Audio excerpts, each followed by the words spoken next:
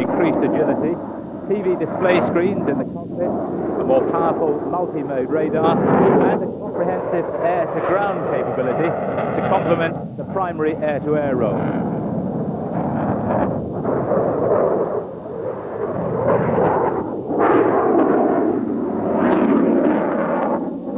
We had hoped to see the Su-35 with the new three-dimensional thrust vectoring, a brilliant idea which will revolutionize air combat. Unfortunately, the Russians still have problems with it.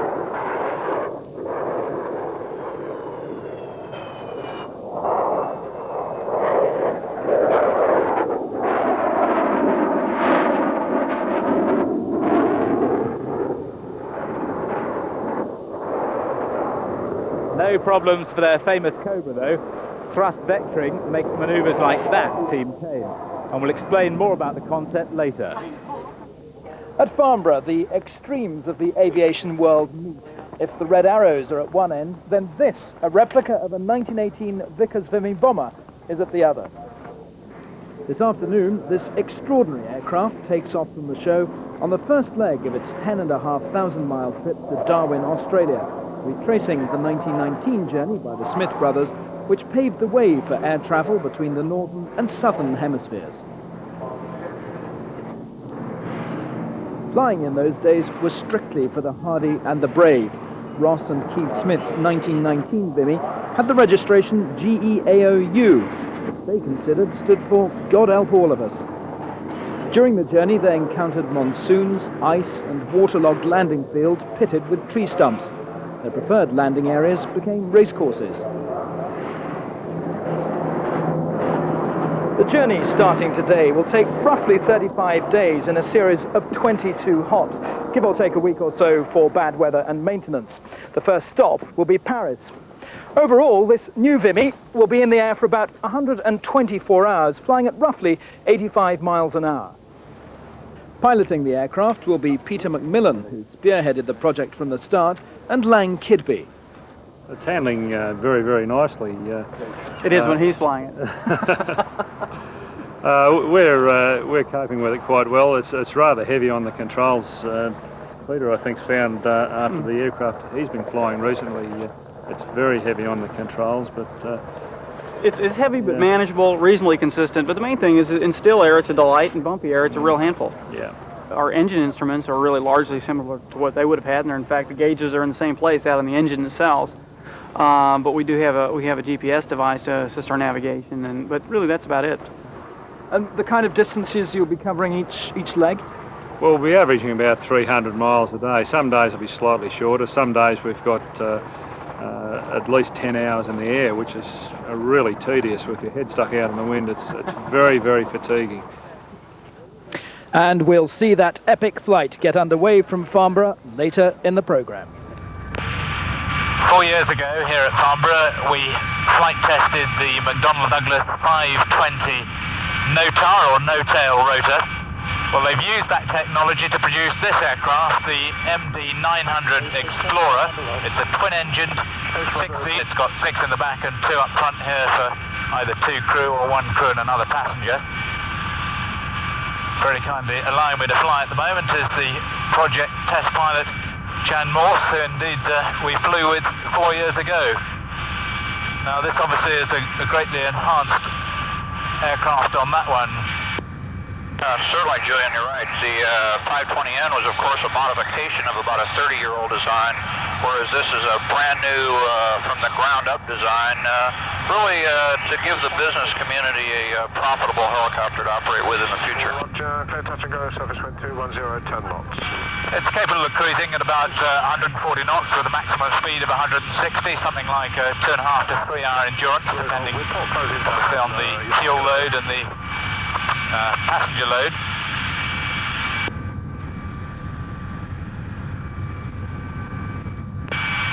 And it's envisaged to be used by emergency medical services, obviously as a utility helicopter. Making a downwind approach into the trees here in a strongish downwind, not something in the average helicopter that you want to do too often. Remember just to fix the pedals there, Julian, and it'll settle down quite a bit for you. Yeah, it's really a case of over-controlling, which Just one helicopter approaching the airport. I guess is what you'd expect from somebody who's not familiar with this type. This is the real joy of the NOTAR, is down in amongst these trees, and really I can just spin it round without any fear of bashing the tail end and ending up as a small heap on the ground. Aviation is an expensive business, but new technology is bringing down the cost of flying for business or pleasure. This is a satellite receiver. It can guide you to within 50 metres and show your position on a moving map display. It costs around £1,500 and the signals from the US military satellites come free. And realistic flight simulators used to cost millions. This one is a serious training tool. It uses computer game software and can be configured for any type of aircraft the customer wants. The price tag, £150,000. But with me now is Brother Michael Bartlett, otherwise known as the Flying Monk. Now, Brother Michael, you actually, I think as it were, top the list of frequent flyers. What is this passion for flying? Well, when I first went out to Africa 20 years ago as a voluntary worker and missionary, it was the first time I'd been aboard an aeroplane. And when I got off at Durban, having been a rail enthusiast, I said, righto, from now on, it's never a train, always a plane. So how many flights have you done? 785 to date, having travelled to or from 95 countries, aboard 112 types of aircraft, with 160 world airlines. God. Now, I know you travel alone. Don't you get extremely bored and lonely? No, flying is a time of fascination for me because there is the views from through the cockpit, and I have two rules. I always travel alone. I'm never seen off at an airport or met at an airport, and I always take a bag weighing not more than 10 pounds. So you don't have to check in your luggage? No, never. And I know that one of the most spectacular records is the longest airline ticket ever. Can you tell us about that? Well, last year I flew 128 times between London and Brussels and managed to produce the world's longest airline ticket, which is 25.3 metres long. I pity the poor travel agent had to print this all out. No, this was handwritten. It's even worse. And your next flight, what's your next trip going to be? Next week I'm doing 50 flights around Canada. Well, I wish you a lot of luck. I hope you enjoy it. Thank you very Brother much. Michael, thank you very much indeed.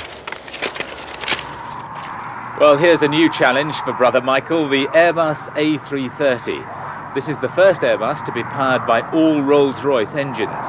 The two Trent 700s give the aircraft a range of up to 4,850 nautical miles, which means it can be used on transatlantic routes. It went into service this year with Aer Lingus and Air Inter, and together with its stablemate the A340, it's clocked up 250 orders for the European consortium. Like all modern Airbus airliners, it features fly-by-wire cockpit controls, which enable the pilot to fly the aircraft with a small side stick rather than the traditional central yoke, and it was one of the first airliners to be created using 100% computer-aided design. This particular aircraft flew into Farnborough on only its third flight and sports the new livery of Cathay Pacific, the Hong Kong-based airline. It will be used on regional routes throughout Southeast Asia. Until a few years ago, it was seatroom, haute cuisine and the little bags of travel goodies which were the key pulling points in an airline's efforts to woo the business class and first class passengers. But since the advent of the intelligence aircraft bristling with microcomputer chips, all that has changed. Now the battleground is the video screen, offering Hollywood movies, television programs and, most recently, interactive services. Passengers will soon be able to shop from their seat, choosing their purchases from a video display and paying for them there and then by credit card before picking them up at the airport on arrival. Cars will be rented, flights reserved and hotels booked. On the new Boeing 777, there are more lines of software code in the entertainment system than in the fly-by-wire control network, which the pilot uses to operate the aircraft. But technology alone is not enough to guarantee the custom of first and business class travellers who are willing to pay up to 10 times more for a hassle-free transatlantic flight than those travelling in the more restricted quarters of economy class. New airlines, such as Richard Branson's Virgin Atlantic, are having to go a little bit further than their more entrenched rivals. Virgin offers its premium fare passengers chauffeur-driven rides to the airport, first-class lounge equipped with its own music room, and a degree of pampering on board, which recalls service levels of 60 years ago. In the technology halls at Farnborough, the future is on display. With this telephone, which doubles up as a video controller, I'll be able to plug in my portable computer here, which will send a fax anywhere in the world via a satellite link. Being 35,000 feet above the Atlantic is fast becoming an obsolete excuse for not doing a good day's work. The graceful Mia Sechef M55 is here at Farnborough for the very first time. It's often referred to as Russia's U-2, the infamous US spy plane that was shot down over the Soviet Union in 1960.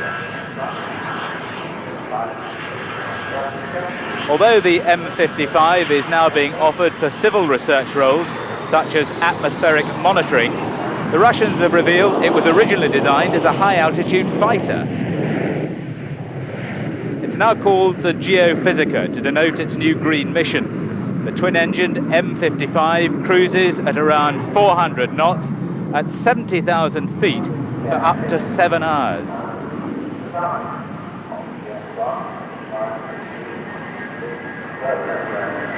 And it's performance figures like those that the early aviators simply wouldn't have believed. The date, the 29th of August 1919, 75 years ago. The place, Hounslow Heath, long before it was called Heathrow. Departing for Paris, a converted de Havilland DH-4 bomber on the first ever scheduled international service. Besides just one passenger, the plane carried a cargo of mail, newspapers, a brace of grouse, and some Devonshire cream. By 1923, the government had grouped the early airlines together to form Imperial Airways, which soon pioneered the Empire mail routes to India and Australia, finally establishing a London-Brisbane service in 1934. The journey took 12 days with many stops, 14 between London and Karachi alone. The Shorts Empire flying boats were introduced on the South African run by 1931. They offered passengers much more comfort for the 4.5-day journey, and they didn't need runways or stopovers in out-of-the-way places.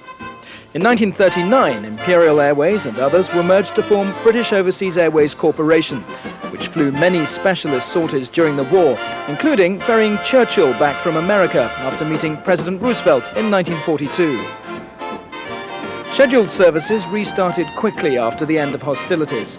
As in 1919, many of the aircraft were converted warplanes, like the Lancastrian, a rebuilt Lancaster bomber. By the end of 1946, many old routes were firmly re-established, and an important new one introduced across the Atlantic. American-built Constellations and Stratocruisers became frequent visitors to London's new airport at Heathrow. Among the new British types were the early turboprops, including the Britannia, the whispering giant. In the 1950s, the jets appeared, first the de Havilland Comet, and soon the Boeing 707s and others. Rapidly, the aircraft was taking over from the ocean-going liner on transatlantic routes as part of a massive increase in air travel of all kinds. Charter holidays in the sun became popular in the 60s, and new airlines sprang up to specialize in this market.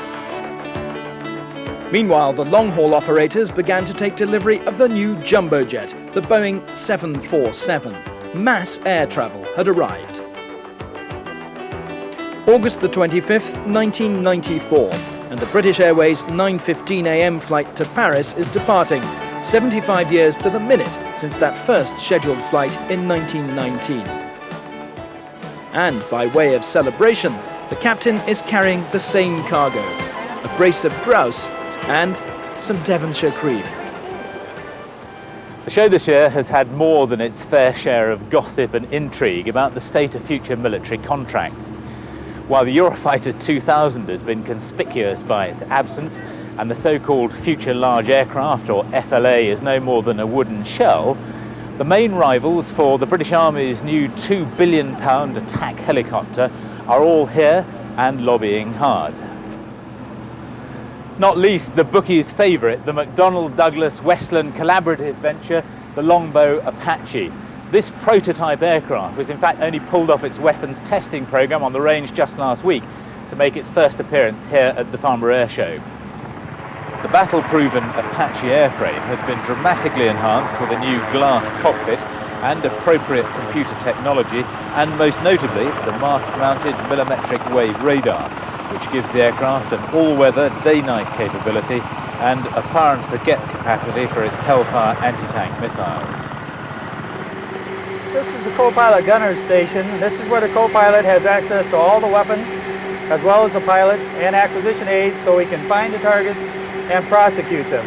After finding the target to prosecute that data, we simply come up, action the weapon we would like, and pull the trigger. The UK is currently the only country outside the United States that's being offered the Longbow variant with its militarily sensitive computer technology. Until fairly recently, its South African lookalike, the Royvalk, was an outsider in the competition, but because of the changed political situation, the MOD has extended its deadline for formal tenders to allow Atlas Aviation to bid.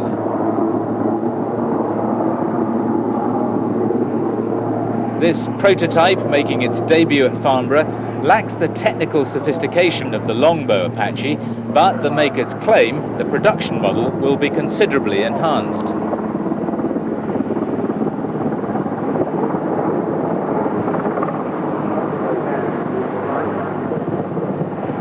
It's certainly impressed Army pilots who've flown it, and some informed observers feel it's superseded the Eurocopter Tiger as the main rival to the Apache. But Tiger 2 has made a dramatic impression on its first flying appearance here. It's a lighter and arguably less well-armed helicopter than Apache and Royvalk. Specifically, it doesn't have a nose-mounted turret gun, but Eurocopter says its exceptional agility and responsive handling more than makes up for that.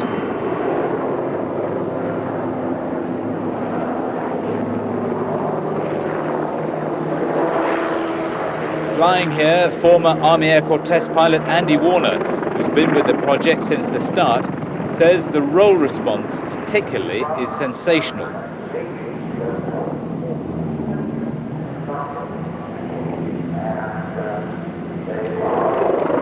There's no denying its flying has been one of the highlights of the show. I'm not doing this. Woo! Well, it isn't quite virtual reality. But if you want to put your nerve, or more to the point, your stomach to the test in the hope of becoming a member of the Red Arrows display team, then it's probably the nearest you're going to get. I'm going to leave it to the boys themselves. Eight's a bit wide.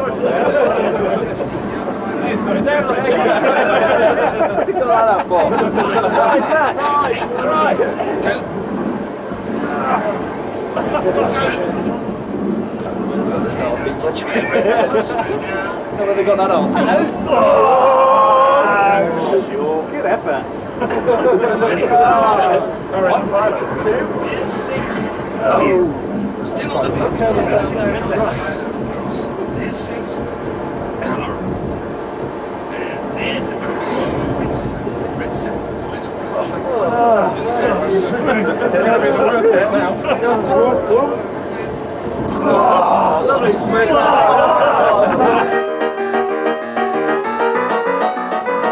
Just a minute, you, not so fast. Here we go. How was the simulator? Excellent, excellent, really good. It's the first time we've seen it, put together the whole package, and it's great. Yeah, I thoroughly enjoyed it. Word has it that other air display teams are overtaking the Red Arrows, and you lot are becoming quite boring. What are you doing about it? Boring. I like to think this year, having been on the display circuit now for about 6 or 7 months, I've put the Red Arrows pretty close to the top again. John Rams, thank you. Oh, before you go, you have now passed the Red Arrows flight simulator proficiency test. Well done. For my pyjamas. Thank you very much. The relative peace of the fairground is about to be shattered by this RAF Harrier GR7.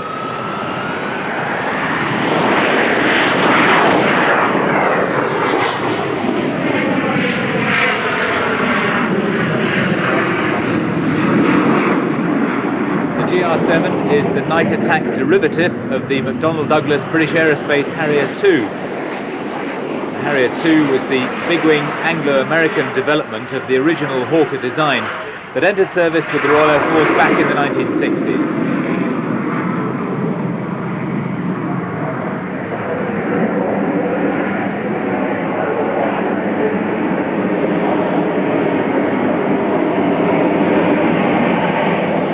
Demonstrating its V-stall ability, it's a very different aircraft now, incredibly solid and stable in the hovering manoeuvres.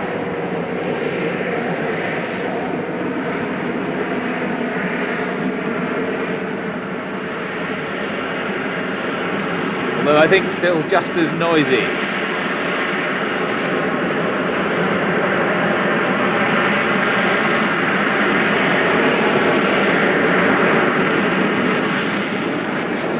The first squadron took delivery of the GR7 in 1990. The RAF's GR7 is now a mix of converted GR5s and newly built aircraft.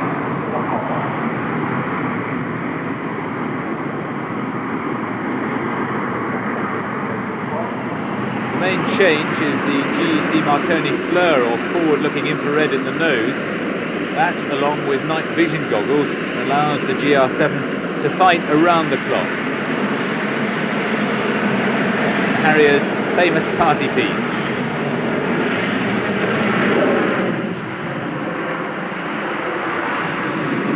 It's one of those aircraft that never fails to attract attention. To a lesser extent, the Lockheed F-16C Fighting Falcon is the same, with its distinctive shape.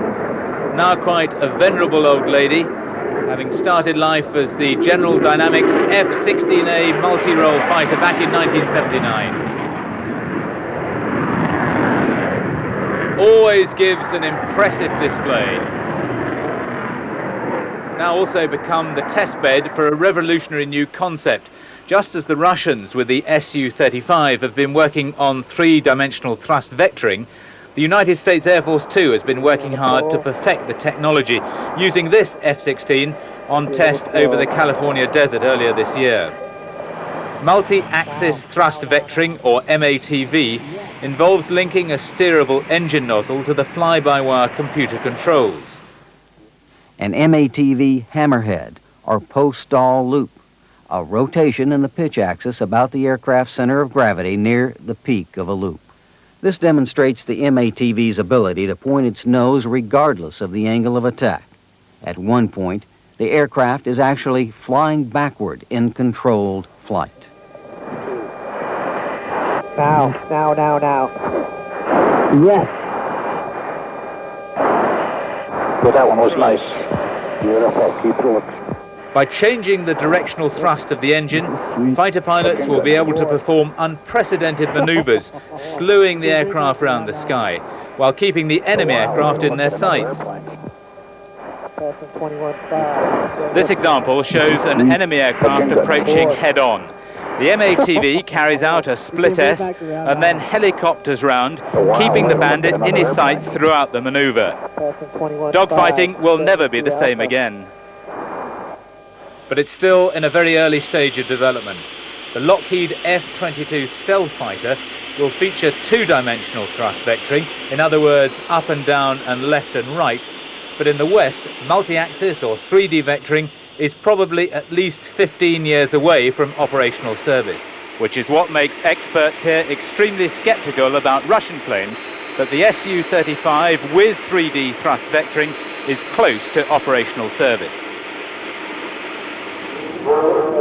Meanwhile, Farnborough is celebrating another anniversary, Concorde's Silver Jubilee, as this unmistakable silhouette makes its approach. It was here at Farnborough that Concorde was conceived in the late 1950s, during a chance conversation between the heads of BAC and Aerospatiale.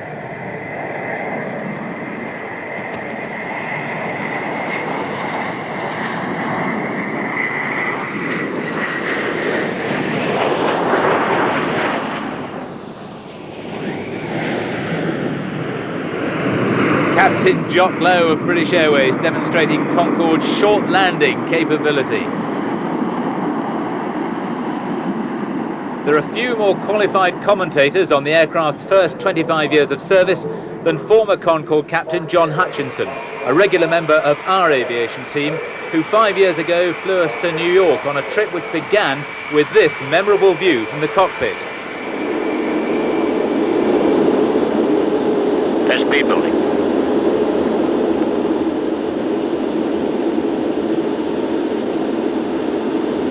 .100 knots. Power set.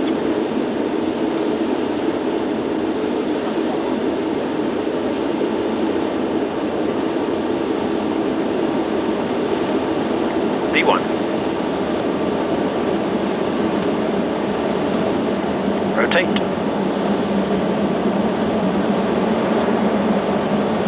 B2. Positive flow. Gear up. We go.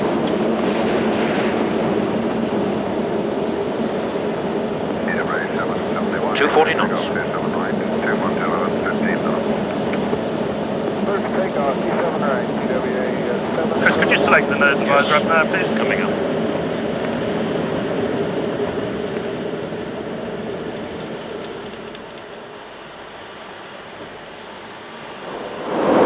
Strange feeling being back on an aeroplane that was an intimate part of my life for 15 years, even though I am now travelling as a passenger instead of being up there at the sharp end. It all seems very familiar though, even down to the second perfect departure time. And time, of course, is one of the things you pay for. The return fare on Concorde from London to New York is slightly over £5,000, and the record time across the Atlantic, 2 hours, 54 minutes and 30 seconds. It's 25 years ago, the 9th of April, 1969. The British Concorde takes to the air for the first time.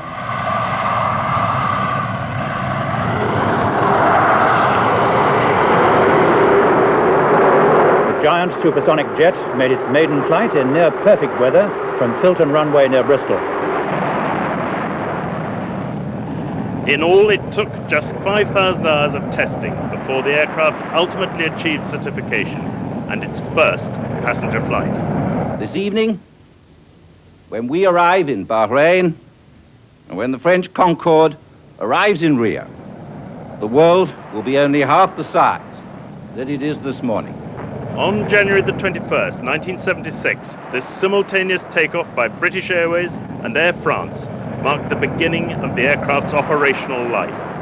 Services to Washington followed, then into New York in November 1977. No one had built a fly-by-wire airliner like this before, using electrical rather than mechanical-based flight control systems.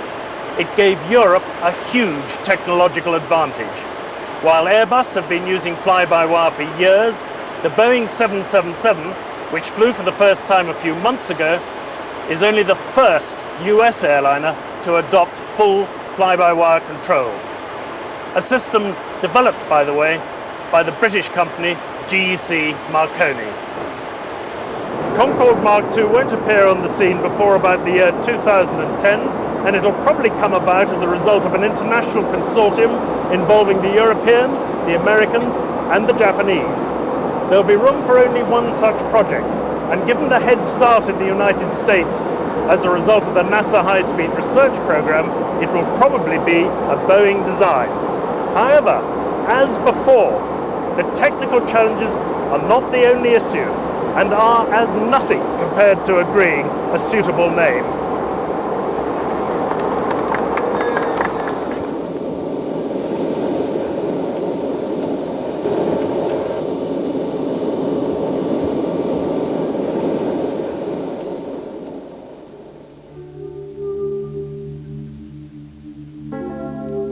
Not all ageing aircraft are as lucky as Concorde.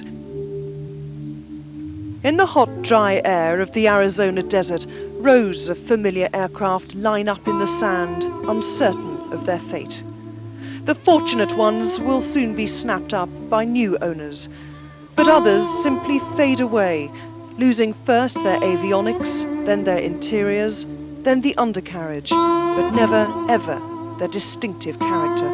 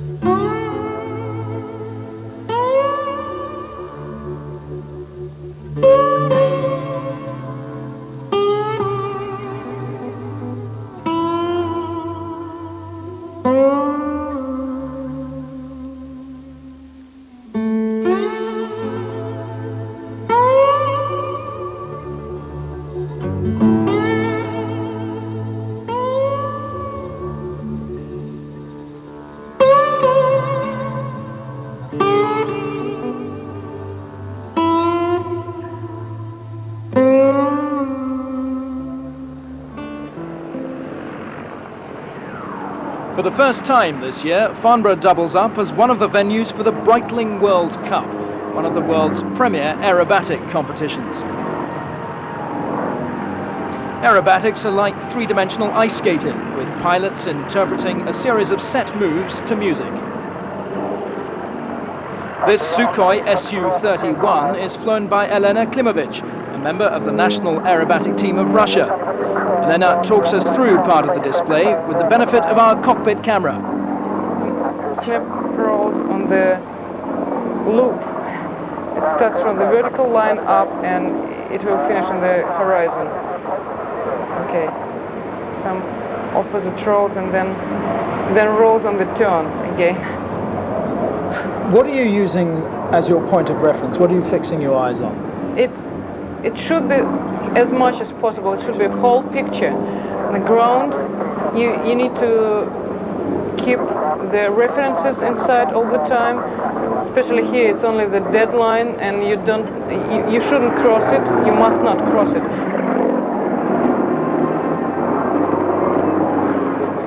During all these rolls, it's the horizon and the ground all the time. What was that little lever you flipped there? It's a vent. You see, it was a spin, and some smoke get into the cockpit, so I needed to open the vent to get rid of it. Elena is currently lying in 8th position. Points are awarded for choreography, versatility, originality, execution and positioning, with championship points going to the top 6 in each round. The battle for overall top place is poised on a knife edge. The 1993 champion, Frenchman Patrick Paris, flying this Cap 231, came into Farnborough in 2nd place, narrowly behind fellow countryman Xavier de Lapparent, also in a Cap 231.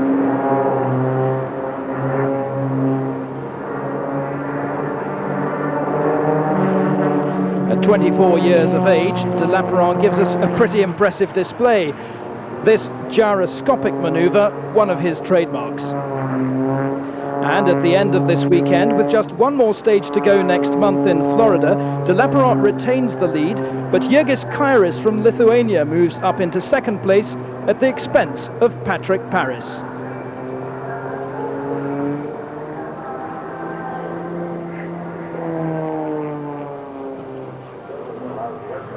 In contrast to those extraordinary aerobatics, an American giant fills the sky.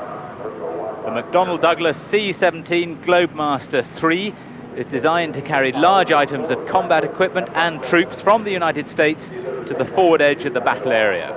It's got a maximum gross takeoff weight of 585,000 pounds and a maximum payload of 169,000 pounds. With less payload, it can actually take off in only 3,000 feet.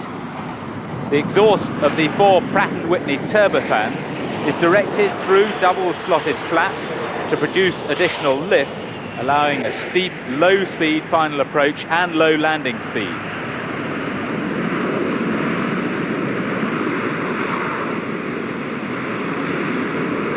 On the ground, a fully loaded aircraft using engine reversers can back up a 2-degree slope.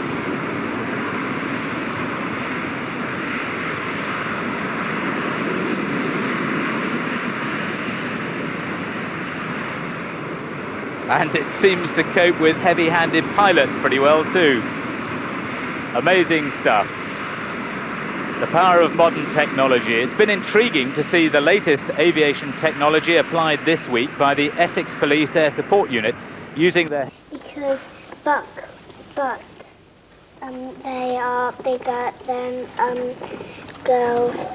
Oh, right. Is he fully grown now?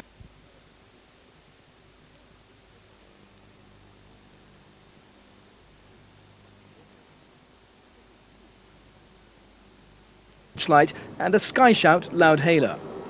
The 222s can be fitted with a heli telepod for relaying live television pictures to the ground. The various divisions can request the services of the Air Support Unit by contacting the control room here at Lippets Hill. It's then up to the communications officer to decide whether or not the job is suitable to send one of the helicopters. There can be many such calls a day, usually to help in the search for a missing person or to assist in the pursuit of a suspect. Greg Waite, the front seat police observer, directs pilot David Bailey to the area required using both a state-of-the-art GPS system and an ordinary London street atlas. Approaching the site of a suspect pursuit on the ground, Greg also operates FLIR, the forward-looking infrared imager, which searches the area beneath the aircraft. These aren't your suspects, they're just kids playing about, aren't they? From the rear seat of the aircraft, Surrey police observer Tony Pink scans the area with a gyro-stabilised monocular and relays instructions by radio to officers on the ground. Got him. Yeah, he's out. He's running on the far side. On your right now, officer. On your right. Over the wall. You got him. Where's he got him? In the garden. A successful operation with one arrest by the ground units. And as the operations continue around the clock, it's at night that FLIR comes into its own. Using heat rather than light, it creates a bright picture in complete darkness, allowing the observers to guide officers on the ground to objects and suspects they can't actually see.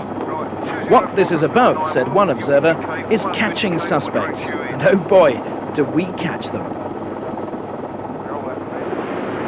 Back at Farnborough and celebrating 30 years as the RAF's premier formation display team, the Red Arrows. And I promise you, this isn't the simulator. To talk us through their outstanding 1994 display is Red 1, squadron leader John Rands. And you can see 7 moving across there in behind Red 6. They move out to the right, clearing the slipstream. And it's a matter now of waiting for Rob to call the turn when he judges us in the right place. And that's to avoid the turbulence? That avoids the turbulence. He calls the turn. We ease up and come left, and he basically is left with a job of just slotting in behind and staying slightly low. And the smoke from 4 and 5 lets him know where the wake turbulence is, so he will avoid that. So I'm looking all the way, and I'll probably call a late decision here. That means I'll keep them in the formation we're in 9 arrow. I won't go into big 9, and I can either start flat or I can go full, and it gives me right up to the point that I'm looking up under the cloud there, seeing if there's a gap. If there's a gap, going full, and by the time they've acknowledged that, we're away. And I think that's what happens here. There was a little gap, and we got in amongst it. It was just about right, actually. What happens if you do go into cloud? I close my eyes normally. No, it's normally fairly light. If it's got a light bottom to it, then generally it's not a problem. The ones that you really worry about are the big, dark, horrible clouds, and can get quite turbulent. Pop out over the top, and it's quite eerie when you do actually pop up inverted, you know, with the sort of blue sky below you, if you like, and then you race back into the cloud. How's the display going so far? Quite happy. It's always nice to start full. Always get a buzz when you go into the first loop, and I can see a blue streak coming across the sky. There's a bit of cloud to clear, but generally there's going to be time that I'm going to be able to loop the formation, and I can certainly roll it, as I'm going to do here, so I'm reasonably happy. In the showers, as we were strapping in, we're going down to the southern end of the airfield, haven't really materialised, haven't affected us, so it's looking pretty good at the moment.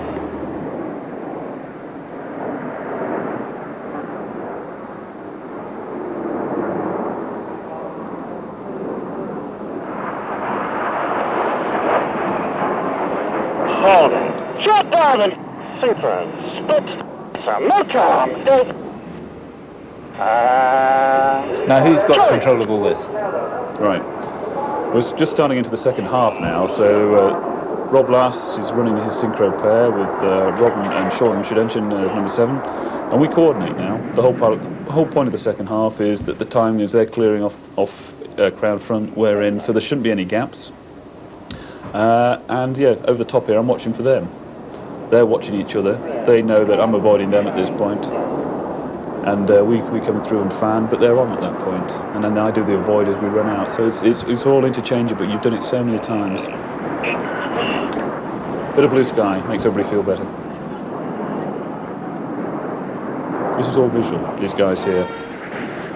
Before they split, they've assessed the wind, they'll take whatever information I can give them, and they will then put in a correction, both at low level and at high level. And they will always be correcting into wind to try and put their crosses in the middle. And even if the cross does migrates one way or the other, then the synchro leader will try and get a grip of that and put in a correction on top. Always working on that. They're very good. And this is the twizzle. And this is difficult as well. It's interesting, yeah. We used to do this with 7 aircraft. We've modified it slightly, i.e. by keeping out 8 and 9. They're Barry and Jerry, and they're going to now join up with the synchro pair. So we only do it as a 5 ship, and it's been very, very steady, and we've actually managed to put a nice shape into it, nice bit of load. That's Benny. He gets quite excited. What sort of speed are you doing here? These guys, they're relatively slow actually. I mean, Rob's probably about 300 to 320 knots, and Sean around the outside is max performance 360, 370 knots, probably slowing down the whole time. And this is a new move for you? Yeah, this is a corkscrew, and dreamt up by Synchro. We had a few ideas, and people seem to enjoy it actually. It's different.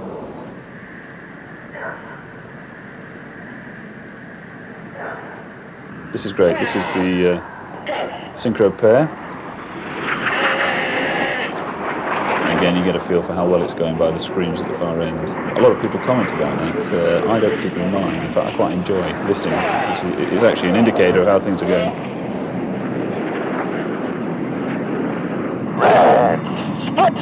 Split, go, 1 right, car, 2 right, 3 right, car. Now here's a beautiful move. Vertical split, yes. I think you heard the emphasis on the way they put it out on the right tur. The people move on the tur. And the guy, so one right is called by the guy, one guy looking left.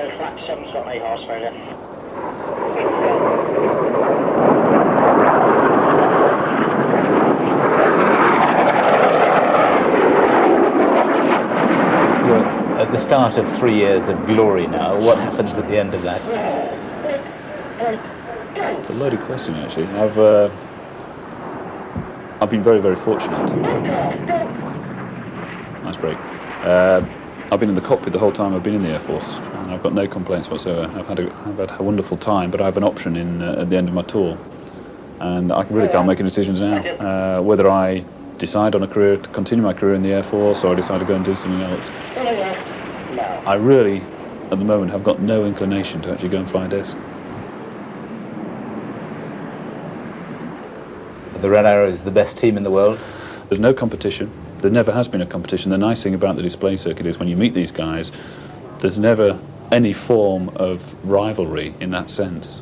There is only sort of mutual respect, and we have an enormous amount of respect for the other teams actually around and about Europe. They're very, very good. They're very, very entertaining. They drink a lot of beer as well. So you've got to be very careful. Another superb display from the Red Arrows. And now in marked contrast, the replica Vickers Vimy on the end of the runway as it sets off to retrace the steps of the Smith brothers 75 years ago on that amazing first flight from Hounslow to Darwin. It took them 27 days. American pilot Peter McMillan and the Australian Lang Kidby hoping to do it in just a little bit longer, about 35 days. Darwin, here we come, via Paris on through Italy, the Middle East, India and Malaysia.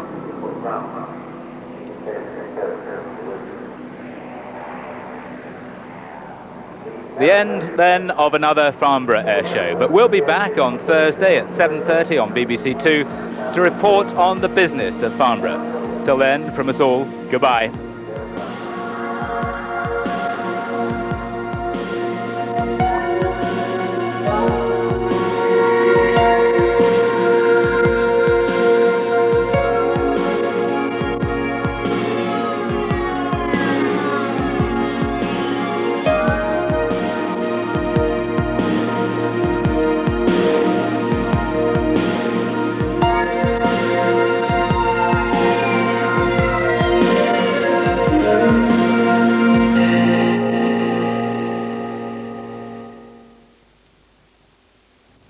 What's going on? Why have we always kept waiting? Charlie?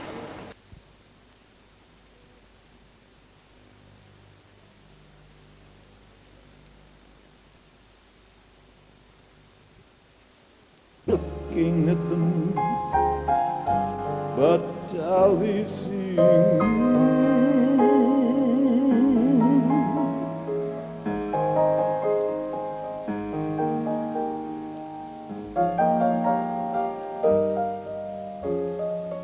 in that small cafe, the park across the way, the children's carousel, the chestnut tree, the wishing well. I'll be seeing you in every lovely summer's day, in everything that's bright and gay. I'll always think of you that way. I'll see you in the morning sun, and when the night is through, I'll be looking at the moon, but I'll be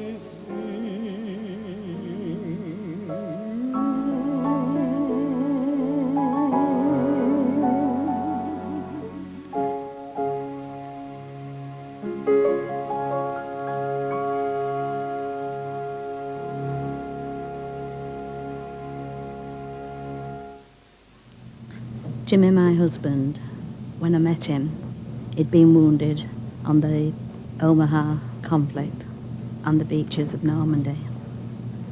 He had gunshot wounds of the stomach. The 40th anniversary, that was the only time I saw Jim really bitter. And I thought